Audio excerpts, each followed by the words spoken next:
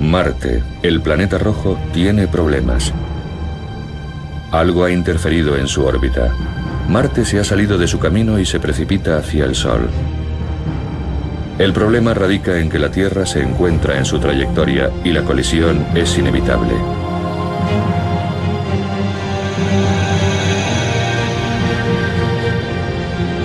Ficción puede, pero no se confundan. Todo apunta a que en la realidad se produjo un choque semejante que conmocionó la Tierra hasta la médula, aunque esto supuso un golpe de suerte.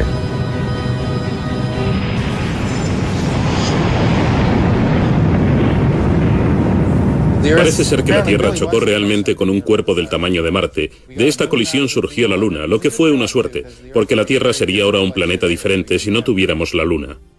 Esta es una prototierra sin luna esperando que se produzca el choque de la suerte. La Tierra en versión inicial, la que existía antes de que se produjera el choque que dio lugar a la formación de la Luna, quedó destruida en la colisión. La Tierra que hoy habitamos, la Tierra en segunda versión, es un planeta completamente diferente de lo que hubiera sido si el choque no se hubiera producido. Hasta hace poco, los científicos no se habían planteado una pregunta tan sencilla. ¿Qué pasaría si no tuviéramos la Luna?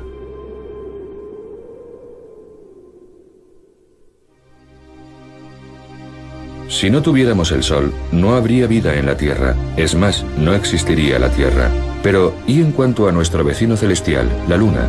Sin ella, algún tipo de planeta Tierra existiría de todas formas, pero este estaría privado de vida terrestre. Plutón es el otro planeta con una luna relativamente grande. Sin embargo, estos diminutos y lejanos cuerpos son planetoides congelados que realmente no cuentan.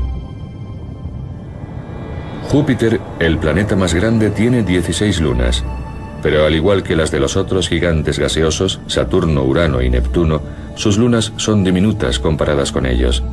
Júpiter y sus satélites forman entre sí una especie de sistema solar en pequeño. Marte tiene 2 lunas de tamaño muy pequeño, que con toda seguridad son asteroides capturados. En muchos sentidos, Venus es el planeta gemelo de la Tierra, pero no son similares en lo referente a las lunas. Venus no tiene lunas. Lo mismo le pasa a Mercurio, un planeta un poco más grande que nuestra Luna, el más cercano al Sol. Dentro del sistema solar, solo la Tierra tiene la suerte de tener una luna de un tamaño considerable. ¿Cómo es posible? La teoría no puede ser tan evolutiva para poder aplicarse a todos los planetas, porque de ser así, Mercurio tendría que tener una luna y Venus y Marte también, pero no la tienen. Si la Luna y la Tierra se formaron juntas en el sistema solar embrionario, la Luna debería tener, al igual que la Tierra, un enorme núcleo de hierro. No lo tiene, por lo tanto la teoría falla. Y en cuanto a la teoría de la captura de cuerpos externos, ¿pudo la Tierra tomar como rehén a un planetoide que iba de paso? No es posible. Un cuerpo del tamaño de la Luna seguiría su camino.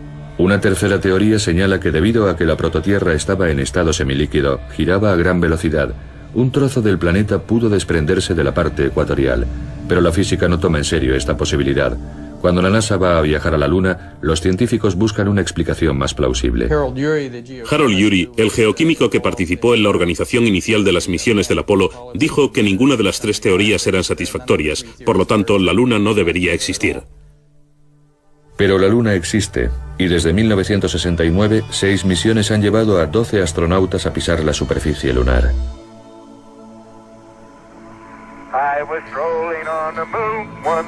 Pero los primeros alunizajes del Apolo se concentraron tan solo en poner banderas y dejar huellas sobre el suelo. Más adelante los astronautas comenzaron a buscar lo que se llamaban rocas génesis, aquel material que datara de la época de la formación de la Luna. ¿Resolverían estas el misterio del origen de la Luna? En total, las misiones del Apolo obtuvieron 336 kilogramos de polvo lunar y de rocas. 2, 1, 0. Despegamos, Roger. Ignición. Cuando las expediciones del Apolo volvían de la Luna, se organizaban inmediatamente una serie de conferencias anuales en Houston para estudiar las rocas que habían traído y para discutir sobre la composición química y las propiedades de estas. La gente los llamaba festivales de rock. Había uno cada año. Los resultados son decepcionantes. Las rocas se parecen a las del manto de la Tierra, pero no contienen agua y tienen muy poco hierro. No se trata de rocas génesis. Y no es de extrañar. A lo largo de miles de millones de años, la Luna ha sufrido gran cantidad de bombardeos cósmicos que han destruido las rocas más antiguas de su superficie. La búsqueda de las rocas Génesis fue una empresa de locos. El hombre pisa la Luna, pero esto no arroja ninguna luz sobre las teorías de su origen. Los científicos se reunieron y comentaron: han pasado casi 10 años desde la última expedición del Apolo y tendríamos que haber aprendido algo sobre los orígenes de la Luna y sus primeros años de existencia. ¿Por qué no tenemos una respuesta? Hartman opina que sus colegas han pasado por alto lo más importante al haberse concentrado tan solo en analizar las rocas. Según él, en los choques está la clave de todo. La Luna es un registro claro de los impactos procedentes del espacio desde hace 4.500 millones de años. Además, algunos de estos choques han sido realmente brutales, aunque no se vean claramente en el hemisferio visible desde la Tierra. Antes del Apolo, cuando se desconocía casi por completo la cara oculta de la Luna, Hartman empezó a localizar en un mapa los cráteres de los bordes del hemisferio visible. En un laboratorio, con la ayuda de sus colegas, construyó una maqueta de un globo. Proyectamos sobre el globo las mejores fotos de la Luna y la observamos de lado. Entonces descubrimos una serie completa de rasgos. Había unas grandes cicatrices concéntricas que eran cráteres gigantescos de unos 1000 kilómetros de ancho. Esa fue la conexión para pensar que la Luna había sufrido grandes choques y de que en el sistema solar había habido cuerpos muy grandes dando vueltas que acabaron chocando contra los planetas iniciales. Y por cada cuerpo que chocaba con la Luna, 25 se estrellaban contra la Tierra.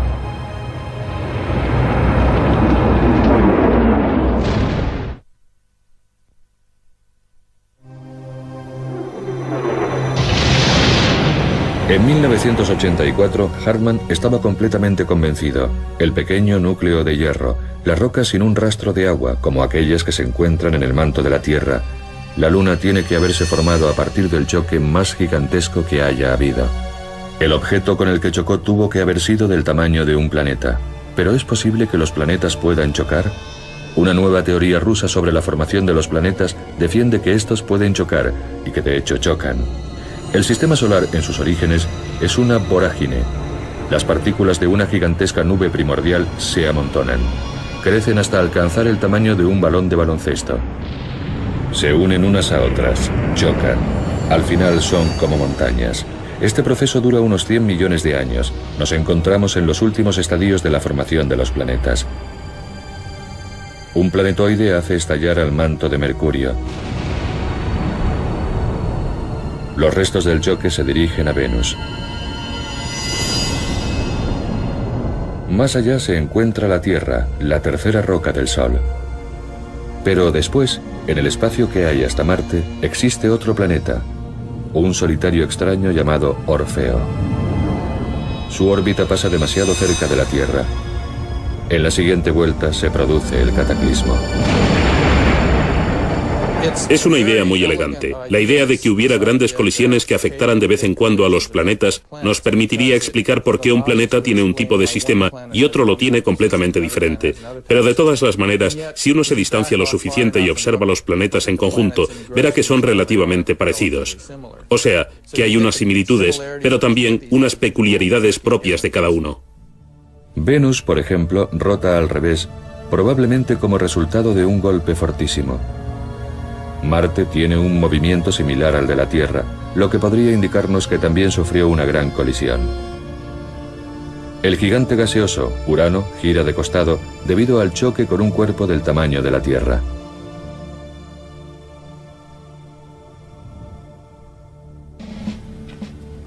Conozcamos a un experto mundial en choques. Con base en Tucson, Arizona, al igual que Hartman, Jay Meloz se muestra escéptico en relación con la teoría Orfeo, pero está dispuesto a estudiarla. Como científicos estamos muy interesados en saber qué sucede cuando dos planetas colisionan, pero probablemente no podremos hacer nunca experimentos con planetas reales.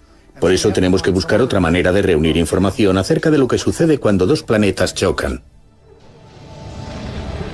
Meloz recurre a los especialistas en colisiones por excelencia, a los militares. Hacemos lo mismo que los militares cuando tienen que determinar los efectos de las explosiones nucleares en la superficie. Recurrimos a un ordenador. En Nuevo México, gracias a un contacto interno, Meloz consigue acceder a un ordenador en los laboratorios nacionales Sandia. Este era un ordenador de uso restringido, por lo que no tenía autorización para tocar el teclado. Mi colega me hacía las preguntas pertinentes sobre el problema y él, por ejemplo, me preguntó ¿cuál es el diámetro del objetivo? Y yo le di el de la Tierra. Unas cuantas cabezas se asomaron a la puerta. El objetivo es la Tierra. Después me preguntó el diámetro del proyectil y le di uno la mitad del de la Tierra. Unas pocas cabezas más se asomaron. Después la velocidad del impacto, 11 kilómetros por segundo. Por último se le dio prioridad a mis preguntas debido al entusiasmo que había despertado un choque de semejantes dimensiones. Después de esto obtuvimos los resultados. Podíamos ver una colisión entre planetas. Podíamos ver enormes explosiones de gas surgiendo hacia el exterior. Esta especie de simulación nos permitió ir más allá de la comprensión de lo que sucede en los fenómenos de choque. Entonces, ¿qué pasa cuando chocan dos mundos? Todos hemos visto películas donde hay colisiones de planetas y cosas como la Guerra de las Galaxias, en la que los planetas explotan instantáneamente. Pero así no es como las cosas pasan en la realidad. Los planetas son tan grandes que las cosas suceden lentamente.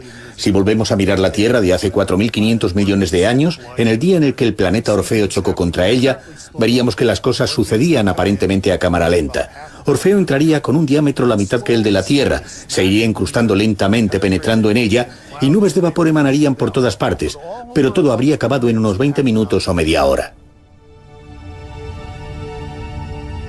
En la colisión se desprenderían grandes chorros de vapor, el cual no obedece a las mismas leyes por las que se rigen las rocas sólidas. Se dilata con la presión interna y eso permite que grandes cantidades de material sean expelidas a la órbita de la Tierra. Hartmann nos dio el impacto y Meloss puso los restos en órbita. Pero ¿cómo se forma una luna de esos restos? Realmente es una cuestión de pura suerte el que un cierto cuerpo celeste choque contra otro y como resultado nazcan los planetas. Una de estas colisiones al azar se produjo con el ángulo correcto, justo a la velocidad necesaria para ocasionar la formación de la Luna. Si lo miras de esa manera, te das cuenta de que de hecho el que la Tierra con su gran luna acabara a la distancia óptima del Sol, siendo así habitable, responde a un factor puramente fortuito. Marte no compartió la misma suerte. Dos pequeños satélites. Uno de ellos sería el que chocara contra el planeta. Una luna interior de Saturno se rompe en 1000 pedazos debido al choque con un cuerpo. De ahí se forman una serie de anillos y un nuevo satélite, la luna que conocemos hoy con el nombre de Miranda. Saturno y sus anillos. Miles de millones de partículas, unas tan pequeñas como granos de arena, otras del tamaño de camiones. Los anillos son posiblemente los restos de una luna que se acercó demasiado y se desintegró por la fuerza gravitatoria del planeta, o quizá un impacto la pulverizó. De cualquier manera, los anillos están demasiado próximos a Saturno para poder formar otro satélite. Están dentro de lo que los astrónomos llaman el radio Rosse. Fuera de este ámbito es posible la formación de lunas. Dentro, el material se arremolina y cae de nuevo al planeta. Ese es el destino de los anillos de Saturno. El tipo concreto de choque necesario para la formación de una luna del tamaño de la nuestra es, en realidad, bastante especial. Si Orfeo hubiera chocado de frente contra la Tierra, no existiría la Luna. Debido al ángulo de choque se habría formado un anillo de restos que al encontrarse dentro del radio Rosse habrían caído otra vez a la Tierra. Sin embargo, existen otros casos en los que hemos visto que después de una colisión se forman dos lunas que pueden llegar a permanecer estables durante miles y miles de años. Canup ha probado todos los ángulos posibles en su modelo de simulación Orfeo. En uno de los intentos se formaron dos pequeñas lunas, pero el equilibrio entre ambas era insostenible. Desgraciadamente, dos lunas no podrían sobrevivir hasta nuestros días. ¿Qué visión tan extraordinaria habría sido la de tener dos lunas en el cielo cerca de la Tierra?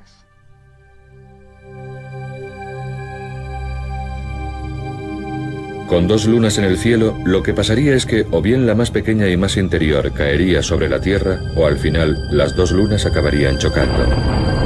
Pero para producir nuestra luna, Canup prueba con el enfoque más oblicuo.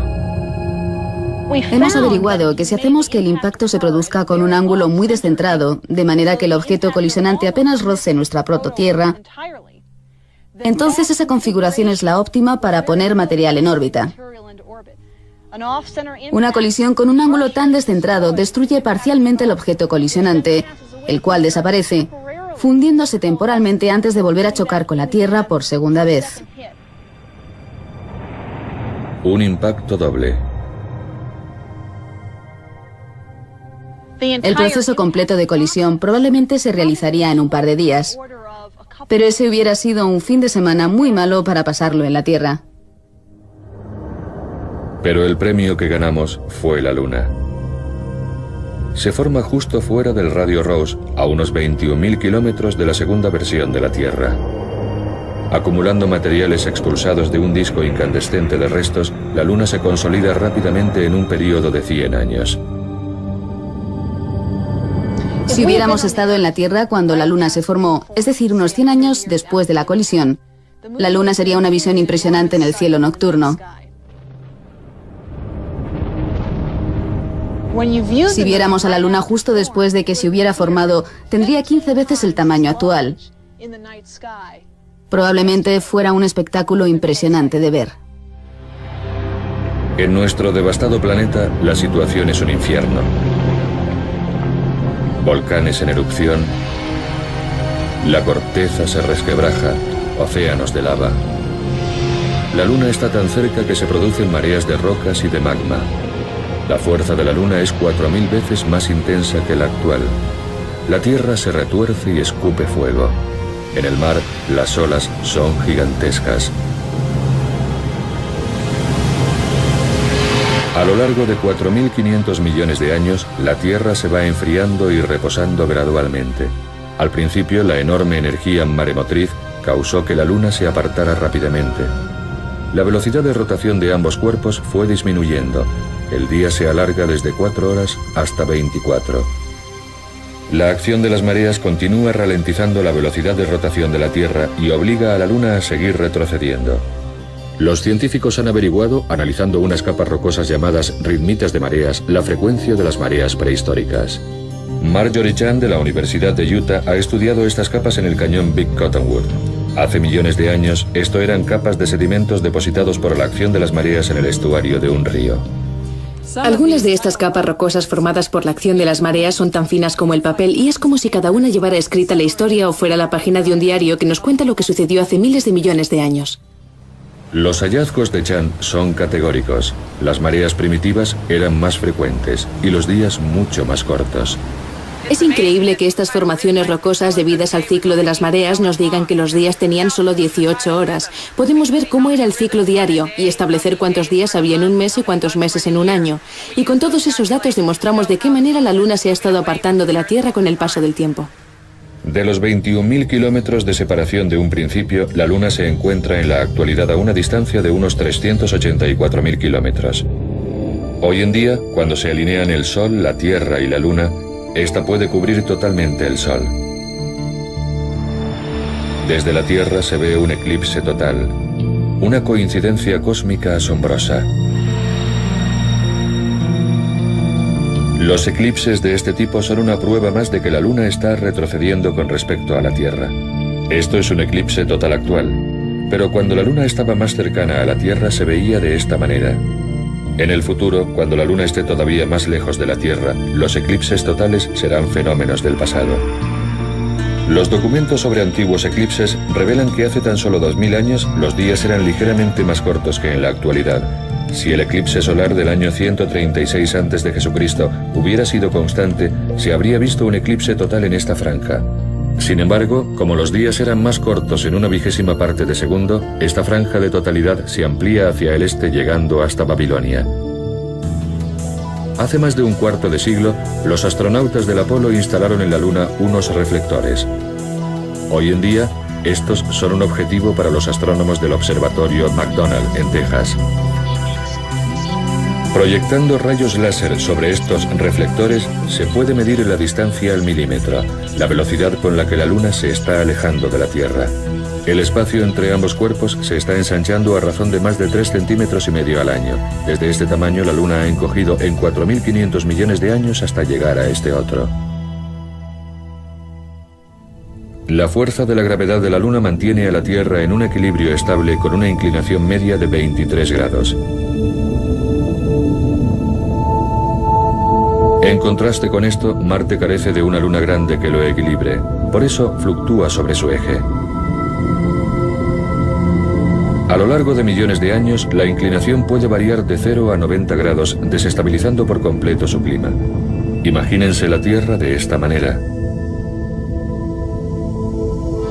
En París, en el Bureau de Longitude, el astrónomo Jacques Lascar está estudiando precisamente eso. ¿Qué pasaría si la Tierra careciera de esa gran luna de la suerte? En primer lugar, hace un modelo de la Tierra con la Luna. Nuestro eje se mueve en un círculo, pero siempre a 23 grados de inclinación. Si se elimina la Luna, el movimiento circular se ralentiza, pero la Tierra se vuelve loca. Los cálculos de Lascar indican un caos total. Si eliminamos la Luna, perdemos por completo la estabilidad. La Tierra deambula sin rumbo por el sistema solar. Lascar no duda de que dependemos completamente de nuestra compañera del espacio. Si no tuviéramos a la Luna, el eje de la Tierra variaría de forma caótica entre 0 y 90 grados, y los cambios climáticos serían totalmente drásticos. Podría decirse que la Luna es el regulador climático de la Tierra. Incluso con la Luna, la Tierra experimenta fluctuaciones en su rotación. Lynn Rothschild es miembro del equipo de la NASA que estudia los orígenes de la vida y sabe que incluso el más pequeño de los cambios puede tener un profundo efecto. Existe un equipo investigador en Alemania que opina que la razón de que las primeras civilizaciones surgieran en la región del delta del Nilo y no en el Sáhara, en donde había grupos humanos más numerosos, se debió a que la inclinación de la Tierra era de menos de 1 grado. El frondoso Sáhara del norte de África se convierte en un terreno marrón y yermo. Aún hoy es el desierto más extenso de la Tierra y el resultado de una fluctuación planetaria. Sin la Luna tendríamos cambios en la inclinación de 20, 30, 40, 50 grados y más, así que compárese esto con ese cambio de inclinación de menos de 1 grado que provocó las migraciones humanas en masa y podrán hacerse una idea de lo importante que este fenómeno es para la existencia de la vida en la Tierra. Por lo tanto, el que estemos perdiendo la Luna puede ser motivo de preocupación. ¿Podría ser esto Egipto cuando la Tierra empiece a bambolearse? ¿Es este el Sáhara del futuro? ¿Se convierte la Antártida en un desierto abrasado por el sol? Este es el futuro si perdemos la Luna y la Tierra se da la vuelta. Tendríamos veranos increíblemente calurosos. En tierra firme hablamos de temperaturas de hasta 100 grados centígrados por encima de la temperatura de ebullición del agua. Los inviernos sufrirían temperaturas muy por debajo de los niveles de congelación, incluso más fríos que el hielo seco. Temperaturas increíblemente bajas. Las placas de hielo avanzan y se retiran por el ecuador. Aún peor, a medida que la Tierra se bambolea caóticamente, los casquetes polares se deshielan, crece el nivel de los océanos, desaparecen las islas, todas nuestras ciudades costeras quedarían bajo las aguas.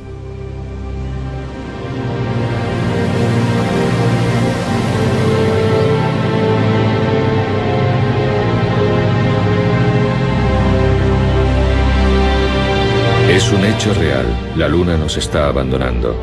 Cuanto más se aleja, menor será su influencia estabilizadora sobre nuestro planeta y más lenta será la rotación de la Tierra. Los días se harán más y más largos. Una manera de paliar el efecto del alejamiento de la Luna podría ser mediante la construcción de presas, no en los ríos, sino en los océanos. Se trata de una ficción científica, pero tenemos millones de años por delante para desarrollar nuestra tecnología. Estamos perdiendo la Luna debido a la fricción que causa el régimen de mareas. Si mediante la construcción de presas se redujera el flujo y el reflujo de los océanos, podríamos paliar el retroceso de la Luna. Igual de atrevida es la idea del difunto Alexander Avian de la Universidad del Estado de Iowa. Su idea es la de secuestrar a una de las lunas de Júpiter y aparcarla en la órbita de la Tierra. Esta luna, Europa, es lo suficientemente grande para realizar el trabajo a la perfección. No reemplaza a la Luna.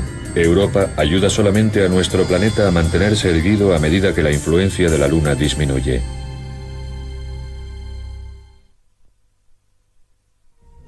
Luna llena en el planeta Tierra.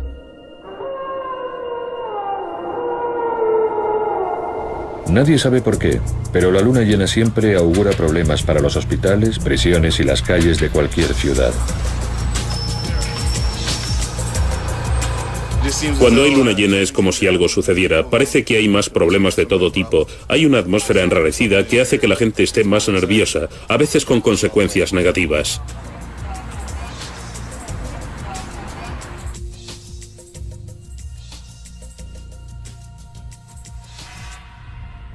La ciencia explica las fases lunares que van desde la luna nueva a la luna llena. Esto es posible porque solamente la mitad de la luna está iluminada por el sol y nosotros vemos esa mitad en proporciones variables. Lo que la ciencia no puede siempre explicar es el efecto de estas fases lunares en la vida terrestre.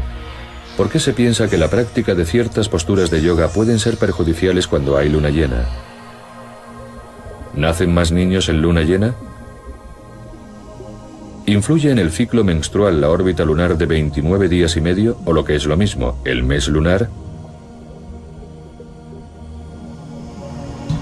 Para el hombre primitivo, la luna llena significaba que tendría luz para cazar de noche.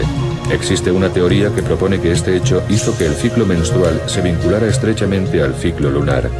Mientras que los hombres cazan, las mujeres pueden permitirse el lujo de no ser fértiles esos días, pero en los días de oscuridad alrededor de la luna nueva, cuando los hombres están en casa, las mujeres deben ser fértiles por la supervivencia de la especie. En la naturaleza, una vez al año, gusanos marinos suben a la superficie del océano para aparearse la noche anterior a la luna nueva.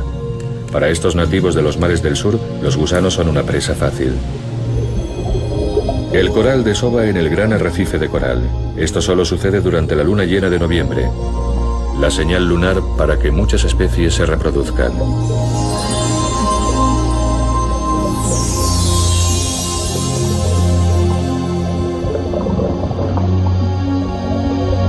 Cuando las mareas alcanzan su punto más alto durante la luna nueva y la luna llena, las tortugas marinas vienen a la playa por la noche a depositar sus huevos.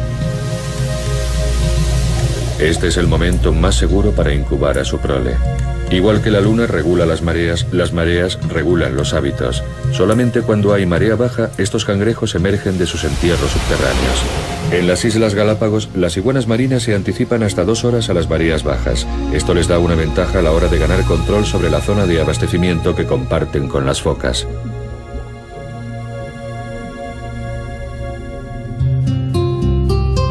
La cosecha de vino francés. Los bodegueros piensan que con luna llena su influencia es muy alta y el máximo de energía alcanza a las uvas. Por eso, los franceses prefieren recoger la uva en los días cercanos a la luna llena y prensarla en los días de luna nueva, puesto que según ellos, la influencia de la luna está en su punto más bajo y el vino tiene menos pozo y por lo tanto es más claro.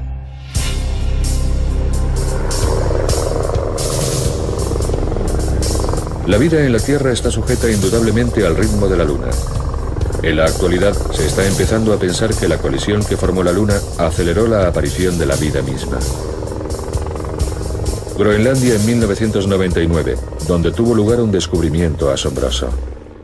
Estamos sobrevolando un campamento de este recóndito rincón del oeste de Groenlandia. Solamente se puede llegar aquí con helicóptero y desde el campamento andaremos hasta el lugar en donde se ha abierto el primer capítulo de la historia de la Tierra. Hace 3.800 millones de años, este saliente rocoso formaba parte del fondo del océano.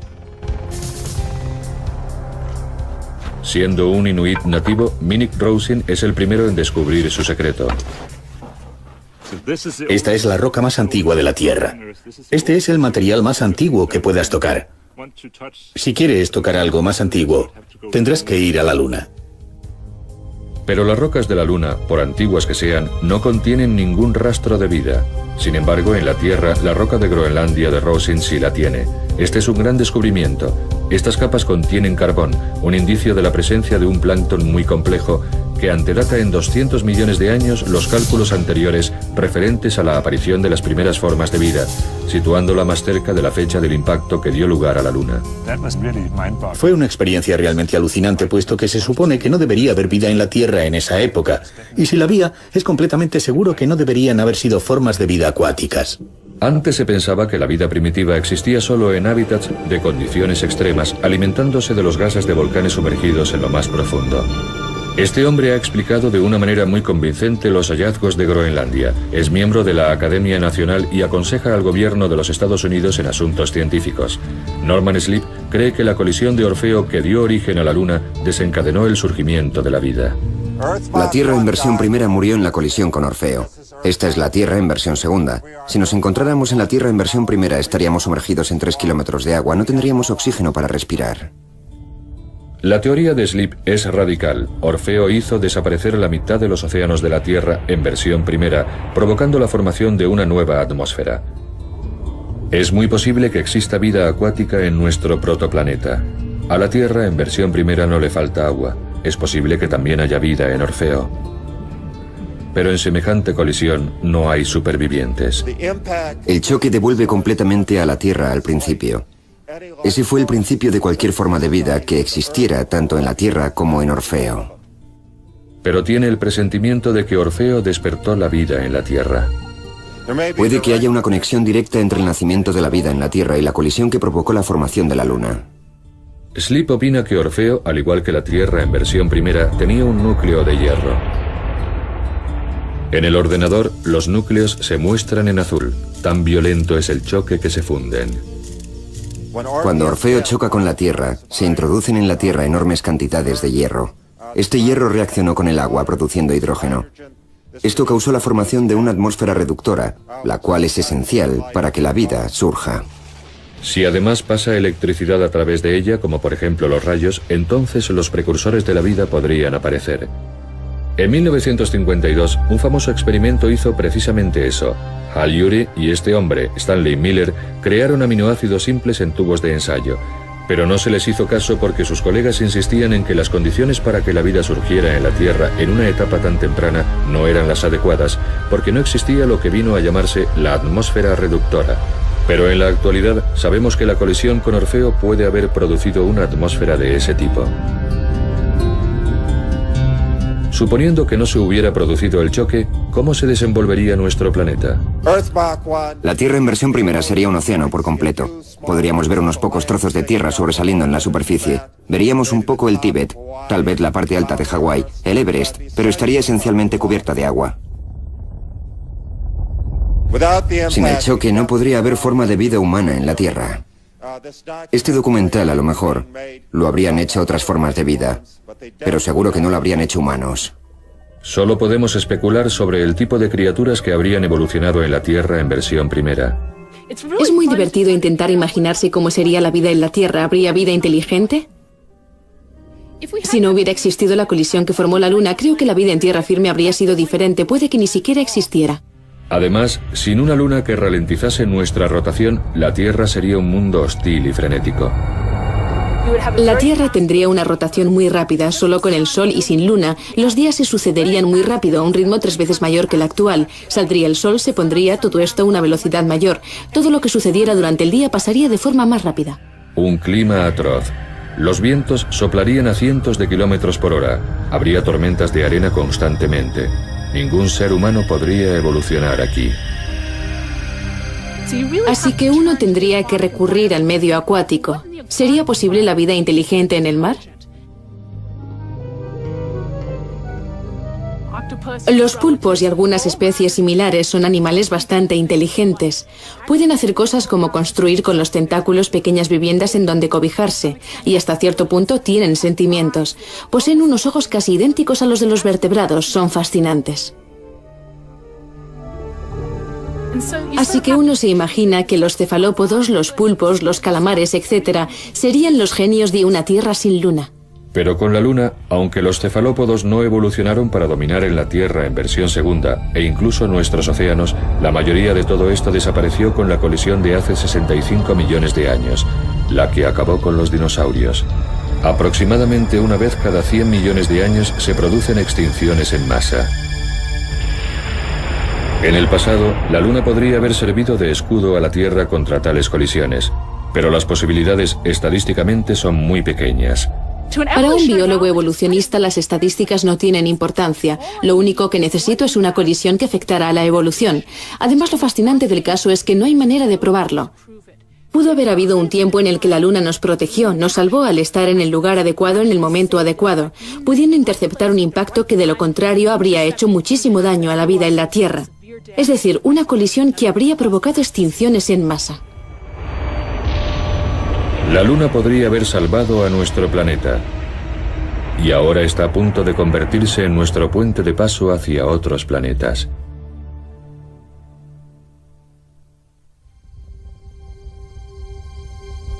Dado que la casualidad es un aspecto muy importante en el crecimiento de los planetas, la Luna se considera un símbolo de la suerte.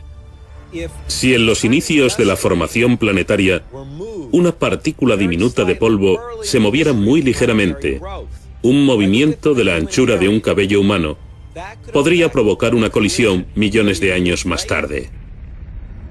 Puede que Orfeo no llegara a alcanzar a la Tierra. Tal vez se precipitó sobre Venus. Esto produciría un sistema muy similar a nuestro sistema terrestre actual, con la excepción de que sería Venus quien tuviera una luna grande en lugar de la Tierra. Esto acabaría con las posibilidades del desarrollo de vida inteligente en nuestro planeta. 3, 2, 1, 0. Despegue de la nave explorador lunar en viaje para redescubrir la Luna. Pero ya que tenemos la Luna, tenemos la oportunidad de colonizar el sistema solar y nos volvemos a poner en camino. Siempre he considerado a la Luna como un mundo completo. La gente tiende a olvidarse de que es un mundo, es un sitio enorme. La superficie de la Luna es igual a la extensión de todo el continente americano.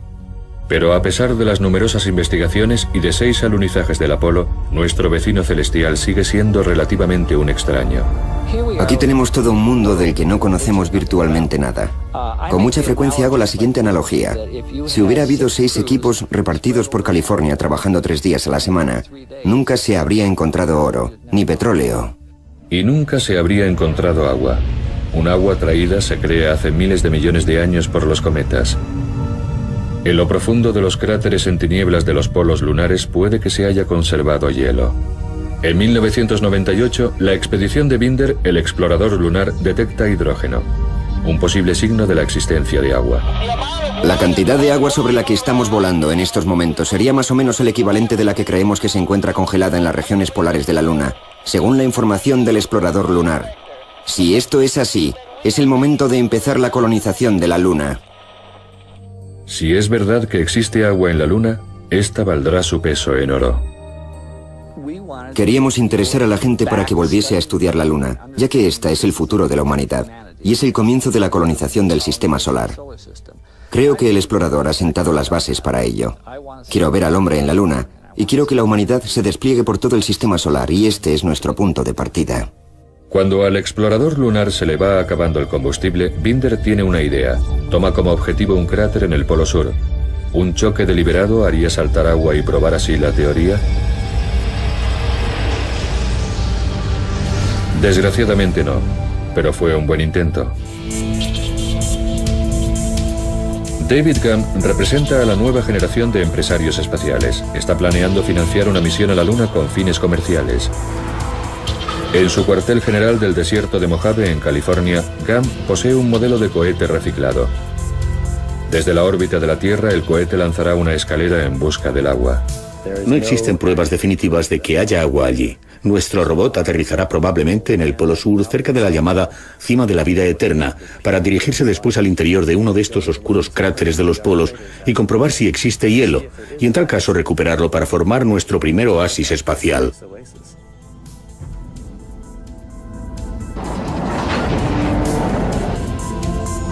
Si podemos confirmar que existe suficiente cantidad de agua en los polos lunares, significaría que nuestras naves podrían repostar allí, lo que supondría que las misiones a Marte y a otros puntos más lejanos del sistema solar serían finalmente factibles. Sería la primera vez que no utilizaríamos como base la Tierra para explorar el espacio. Las perspectivas de Gump dependen del agua lunar. Hace posible la vida, dado que el hidrógeno y el oxígeno líquido se convierten en combustible para los cohetes. Su luna es un puerto de abastecimiento. Creo que la Luna es un puente fundamental en la conquista del espacio. El sistema solar es un lugar gigantesco. Si tuviéramos un lugar cerca de casa donde entrenarnos y probar el equipo, un lugar donde si hay un problema puedes pedir ayuda, sería fundamental. Si vas camino de Marte y tienes un problema, estás vendido. Si existe agua, las colonias lunares serán el paso siguiente. Pero no serían como los asépticos módulos de la fantasía científica, sino como las estructuras de adobe de los desiertos mexicanos y del suroeste de Estados Unidos. Los pioneros lunares construirían sus viviendas con el polvo lunar. La NASA está recogiendo datos. La próxima vez que vayamos a la Luna, nuestros trajes serán de una tecnología muy avanzada, pero tendremos que depender de los recursos naturales básicos para construir nuestras viviendas. La palabra clave de la vida fuera de la Tierra es ahorro. Las primeras viviendas lunares podrían parecerse a estas construcciones del Museo de Viviendas Tradicionales de California. Cada cantidad de material que llevemos desde aquí hasta la Luna costará de 2 a 3 veces su peso en oro. Por eso es vital poder utilizar los materiales que haya allí. Tubos llenos de polvo lunar amontonados en espirales. Parece una ironía que volvamos a los orígenes de la historia, pero no, realmente no es así. Es tomar el mejor legado de cada civilización y desarrollarlo con vistas al futuro. ¿Como la montaña rusa?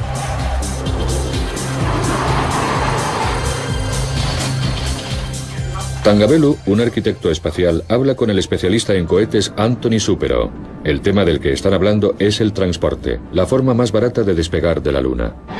¿Crees que esto será similar a lo que nos encontraremos en la Luna? Me temo que sí. ¿Podríamos despegar con esto de la Luna? Un viaje de levitación magnética que nos pone rumbo a Marte. La NASA lo está estudiando. La fuerza de gravedad de la Luna es 1/6 de la de la Tierra, y es 100 veces más barato lanzar vehículos espaciales desde la Luna. Pero imagínense tener que pasar 3 años aquí para llegar a Júpiter.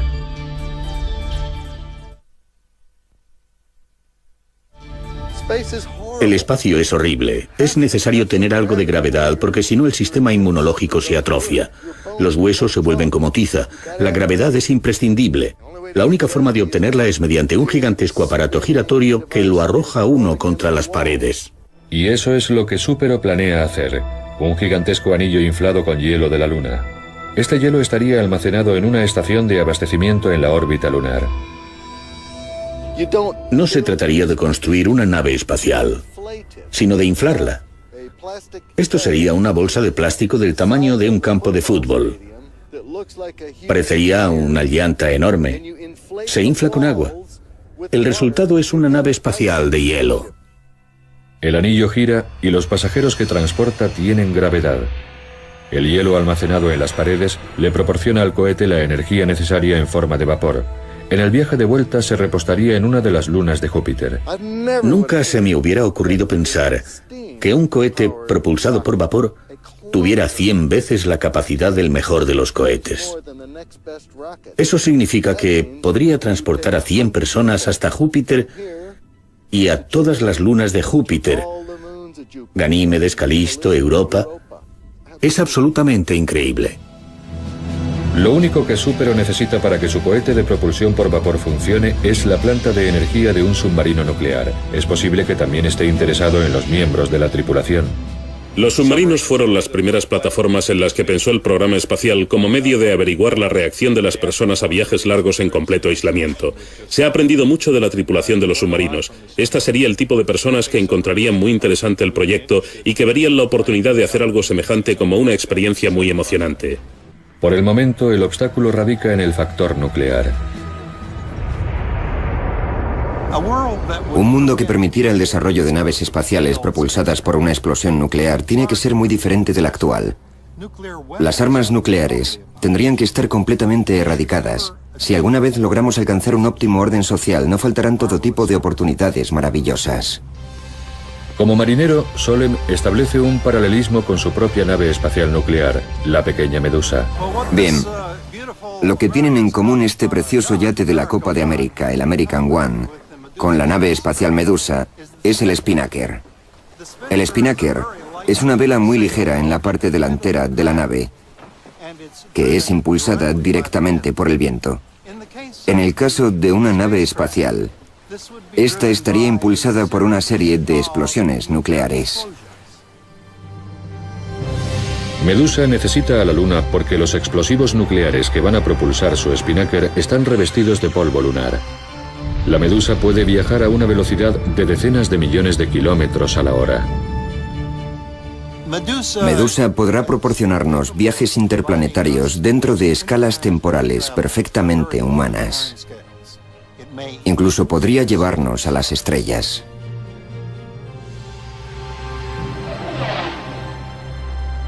¿Alrededor de esas estrellas habrá planetas que florezcan como la Tierra? O tal vez sea necesario el tipo de suerte que corrió nuestra luna. Ahora que hemos descubierto que hay planetas alrededor de otras estrellas, ¿qué nivel de importancia tiene la existencia de una luna para que sean posibles unas condiciones de vida como las de la Tierra? Si existen 100 planetas alrededor de otras estrellas y 50 de ellos son parecidos a la Tierra, ¿esos 50 planetas serán parecidos a la Tierra o para poder tener algo realmente parecido es necesario que tengan una luna?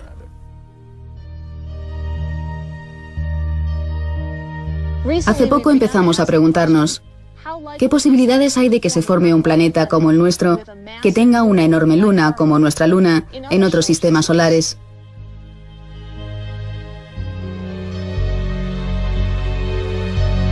Esta es una pregunta difícil, porque parece ser que la luna es un elemento vital para las condiciones de habitabilidad y de estabilidad del clima de nuestro planeta.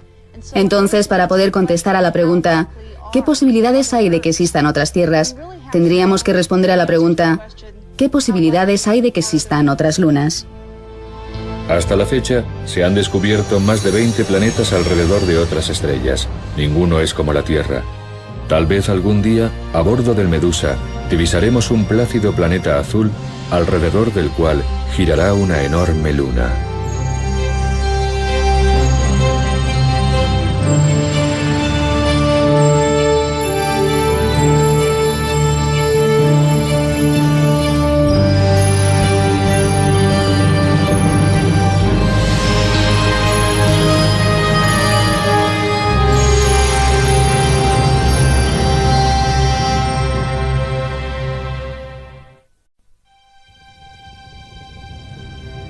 Marte, el planeta rojo, tiene problemas. Algo ha interferido en su órbita. Marte se ha salido de su camino y se precipita hacia el Sol.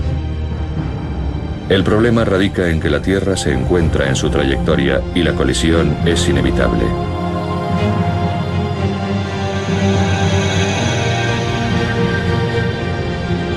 Ficción puede, pero no se confundan. Todo apunta a que en la realidad se produjo un choque semejante que conmocionó la Tierra hasta la médula, aunque esto supuso un golpe de suerte.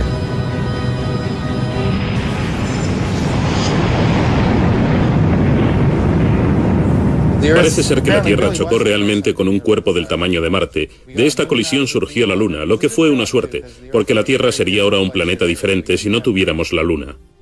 Esta es una prototierra sin luna esperando que se produzca el choque de la suerte. La Tierra en versión inicial, la que existía antes de que se produjera el choque que dio lugar a la formación de la Luna, quedó destruida en la colisión. La Tierra que hoy habitamos, la Tierra en segunda versión, es un planeta completamente diferente de lo que hubiera sido si el choque no se hubiera producido.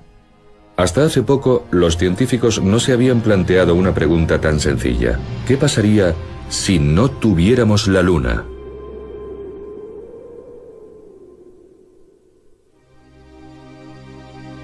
Si no tuviéramos el Sol, no habría vida en la Tierra. Es más, no existiría la Tierra. Pero, ¿y en cuanto a nuestro vecino celestial, la Luna? Sin ella, algún tipo de planeta Tierra existiría de todas formas, pero este estaría privado de vida terrestre. Plutón es el otro planeta con una luna relativamente grande. Sin embargo, estos diminutos y lejanos cuerpos son planetoides congelados que realmente no cuentan. Júpiter, el planeta más grande, tiene 16 lunas, pero al igual que las de los otros gigantes gaseosos, Saturno, Urano y Neptuno, sus lunas son diminutas comparadas con ellos. Júpiter y sus satélites forman entre sí una especie de sistema solar en pequeño. Marte tiene 2 lunas de tamaño muy pequeño, que con toda seguridad son asteroides capturados.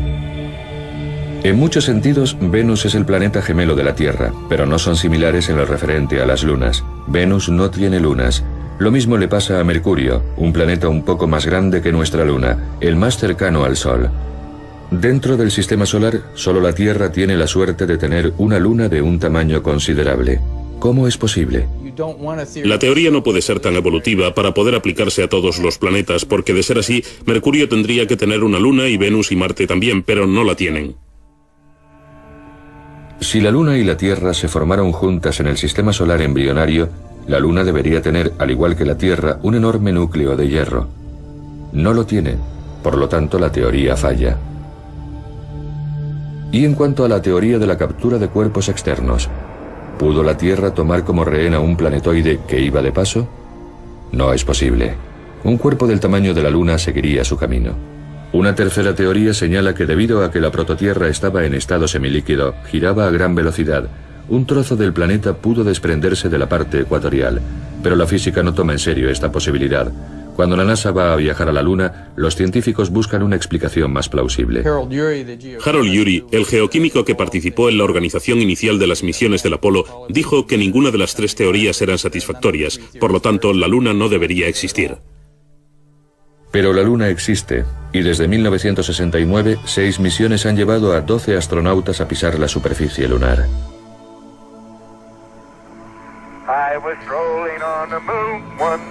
Pero los primeros alunizajes del Apolo se concentraron tan solo en poner banderas y dejar huellas sobre el suelo.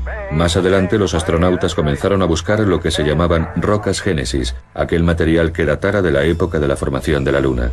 ¿Resolverían estas el misterio del origen de la Luna? En total, las misiones del Apolo obtuvieron 336 kilogramos de polvo lunar y de rocas. 2, 1, 0. Despegamos, Roger. Ignición. Cuando las expediciones del Apolo volvían de la Luna, se organizaban inmediatamente una serie de conferencias anuales en Houston para estudiar las rocas que habían traído y para discutir sobre la composición química y las propiedades de estas. La gente los llamaba festivales de rock. Había uno cada año. Los resultados son decepcionantes. Las rocas se parecen a las del manto de la Tierra, pero no contienen agua y tienen muy poco hierro. No se trata de rocas Génesis. Y no es de extrañar. A lo largo de miles de millones de años, la Luna ha sufrido gran cantidad de bombardeos cósmicos que han destruido las rocas más antiguas de su superficie. La búsqueda de las rocas Génesis fue una empresa de locos. El hombre pisa la Luna, pero esto no arroja ninguna luz sobre las teorías de su origen. Los científicos se reunieron y comentaron: han pasado casi 10 años desde la última expedición del Apolo y tendríamos que haber aprendido algo sobre los orígenes de la Luna y sus primeros años de existencia. ¿Por qué no tenemos una respuesta? Hartman opina que sus colegas han pasado por alto lo más importante al haberse concentrado tan solo en analizar las rocas. Según él, en los choques está la clave de todo. La Luna es un registro claro de los impactos procedentes del espacio desde hace 4.500 millones de años. Además, algunos de estos choques han sido realmente brutales, aunque no se vean claramente en el hemisferio visible desde la Tierra. Antes del Apolo, cuando se desconocía casi por completo la cara oculta de la Luna, Hartman empezó a localizar en un mapa los cráteres de los bordes del hemisferio visible. En un laboratorio, con la ayuda de sus colegas, construyó una maqueta de un globo. Proyectamos sobre el globo las mejores fotos de la Luna y la observamos de lado. Entonces descubrimos una serie completa de rasgos. Había unas grandes cicatrices concéntricas que eran cráteres gigantescos de unos 1000 kilómetros de ancho. Esa fue la conexión para pensar que la Luna había sufrido grandes choques y de que en el sistema solar había habido cuerpos muy grandes dando vueltas que acabaron chocando contra los planetas iniciales. Y por cada cuerpo que chocaba con la Luna, 25 se estrellaban contra la Tierra.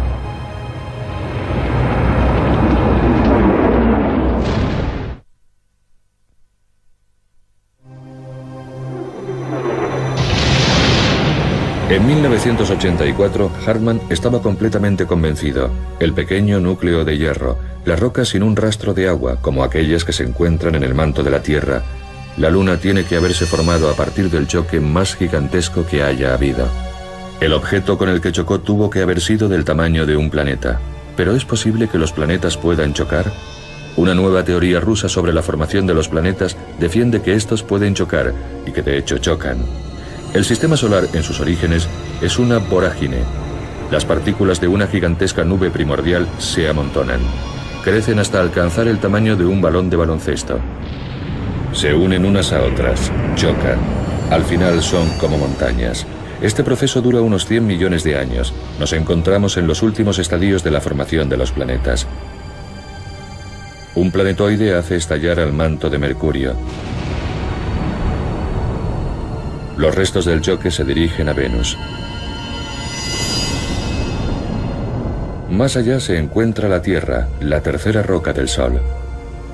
Pero después, en el espacio que hay hasta Marte, existe otro planeta, un solitario extraño llamado Orfeo. Su órbita pasa demasiado cerca de la Tierra. En la siguiente vuelta se produce el cataclismo. Es una idea muy elegante. La idea de que hubiera grandes colisiones que afectaran de vez en cuando a los planetas nos permitiría explicar por qué un planeta tiene un tipo de sistema y otro lo tiene completamente diferente. Pero de todas las maneras, si uno se distancia lo suficiente y observa los planetas en conjunto, verá que son relativamente parecidos. O sea, que hay unas similitudes, pero también unas peculiaridades propias de cada uno. Venus, por ejemplo, rota al revés, probablemente como resultado de un golpe fortísimo. Marte tiene un movimiento similar al de la Tierra, lo que podría indicarnos que también sufrió una gran colisión. El gigante gaseoso, Urano, gira de costado debido al choque con un cuerpo del tamaño de la Tierra.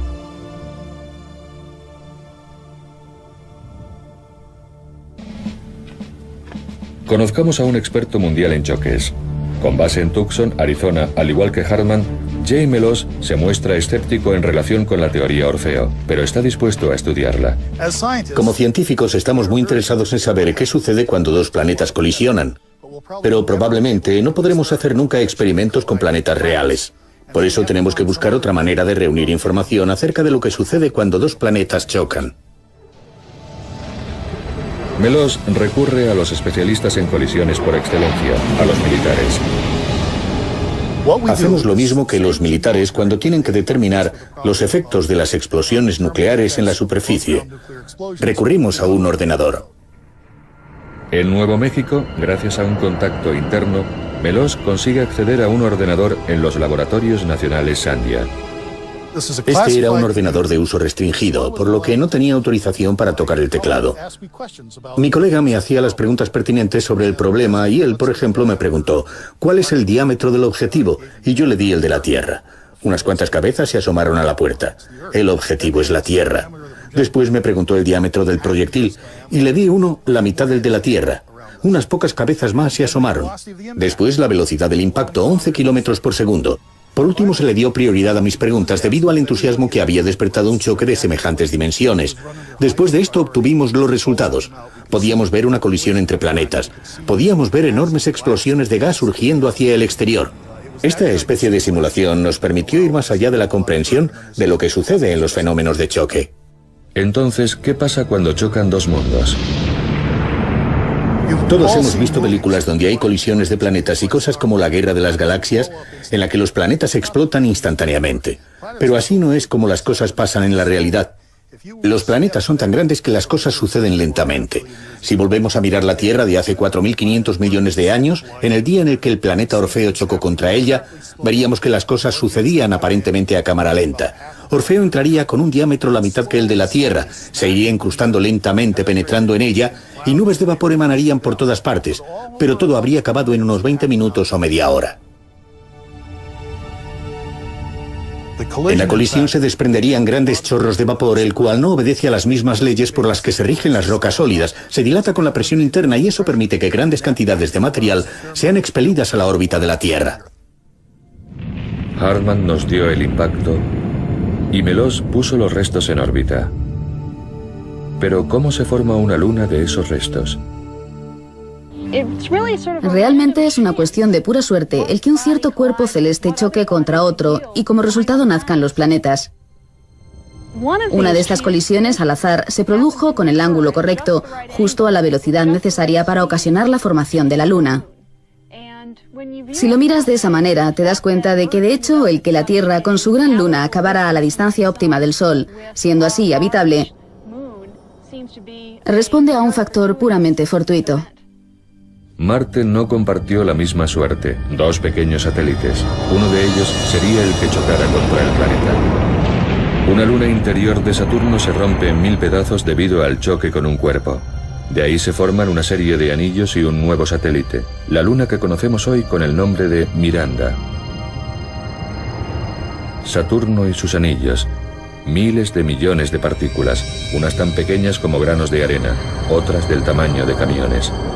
Los anillos son posiblemente los restos de una luna que se acercó demasiado y se desintegró por la fuerza gravitatoria del planeta, o quizá un impacto la pulverizó.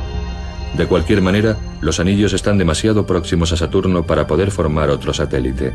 Están dentro de lo que los astrónomos llaman el radio Rosse. Fuera de este ámbito es posible la formación de lunas. Dentro, el material se arremolina y cae de nuevo al planeta. Ese es el destino de los anillos de Saturno. El tipo concreto de choque necesario para la formación de una luna del tamaño de la nuestra es, en realidad, bastante especial. Si Orfeo hubiera chocado de frente contra la Tierra, no existiría la Luna. Debido al ángulo de choque se habría formado un anillo de restos que al encontrarse dentro del radio Rosse habrían caído otra vez a la Tierra. Sin embargo, existen otros casos en los que hemos visto que después de una colisión se forman dos lunas que pueden llegar a permanecer estables durante miles y miles de años. Canup ha probado todos los ángulos posibles en su modelo de simulación Orfeo. En uno de los intentos se formaron dos pequeñas lunas, pero el equilibrio entre ambas era insostenible. Desgraciadamente, dos lunas no podrían sobrevivir hasta nuestros días. ¿Qué visión tan extraordinaria habría sido la de tener dos lunas en el cielo cerca de la Tierra?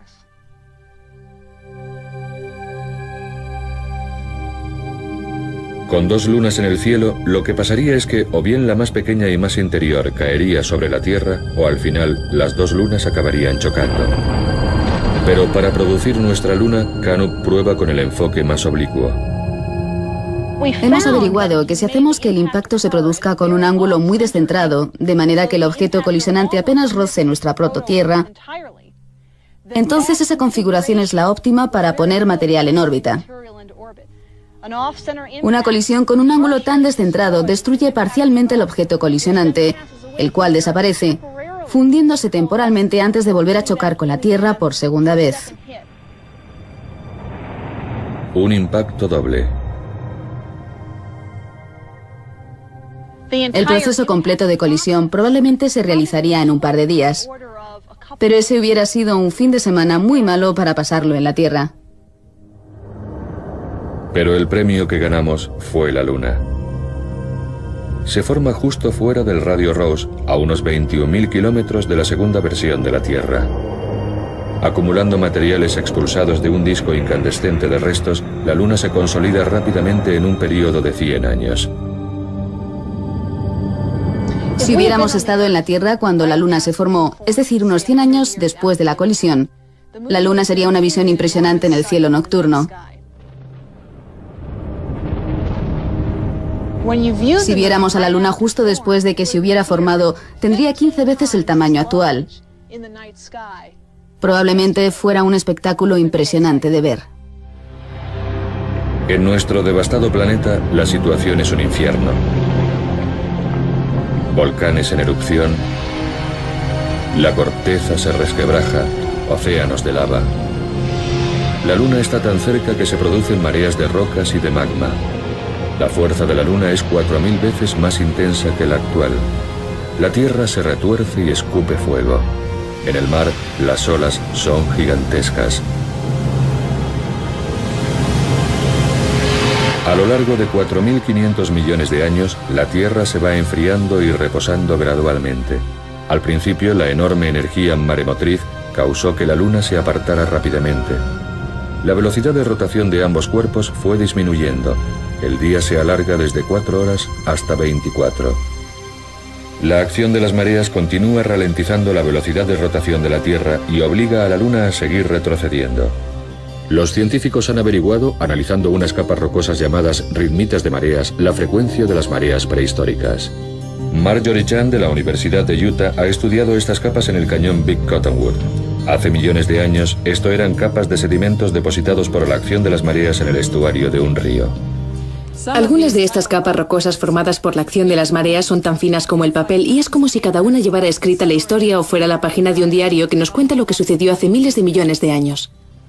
Los hallazgos de Chan son categóricos. Las mareas primitivas eran más frecuentes y los días mucho más cortos.